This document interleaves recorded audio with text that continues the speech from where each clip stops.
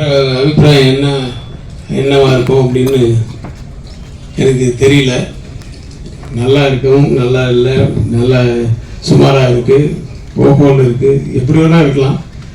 But ரொம்ப damage பண்ணுற மாதிரிலாம் எதுவும் போட்டுறாதீங்க. ஏன்னா ஒருத்தருடைய லைஃப் இல்லை இது. விக்ரமன் சார் மகன் அவர் கடின உழைப்பு இந்த படத்தில் நீங்கள் பார்த்துருப்பீங்க. எல்லாமே நிறைய உழைப்பு. ஒரு புதுமுகம் மாதிரி இல்லாமல் ஒரு நல்ல நடிப்பு கொடுத்துருக்காருன்றது உண்மையாக இருந்தால் கைதட்டுங்க. அவங்களே அக்செப்ட் பண்ணிட்டாங்க. அவங்க யாருன்னா அவங்க தான் பப்ளிக், அதாவது பப்ளிக்கோட ரெப்ரசன்டேட்டிவ்ஸ். ஸோ அவங்க சொன்னால் பப்ளிக்கே சொன்ன மாதிரி.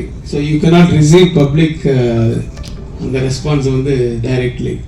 ஸோ இவங்க ஆமோதிச்சிட்டாங்கன்னா அதுக்கப்புறம் நீங்கள் ஓஹோன்னு வந்துடுவீங்க, மிகப்பெரிய நடிகர் ஆகணும். அதே மாதிரி என்னுடைய அசிஸ்டன்ஸு சூரிய கதிர்,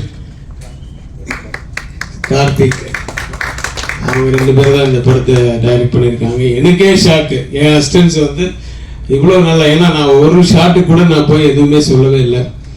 அதனால் ரொம்ப நல்லா பண்ணியிருக்காங்கன்னு எனக்கு நம்பிக்கை. உங்களுக்கும் அந்த நம்பிக்கை இருக்கும்னு நினைக்கிறேன்.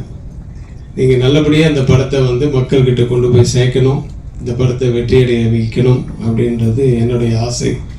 அதை பூர்த்தி செய்வீங்க என்ற நம்பிக்கையோடு என்றென்றும் நன்றியுடன் KS ரவிக்குமார்.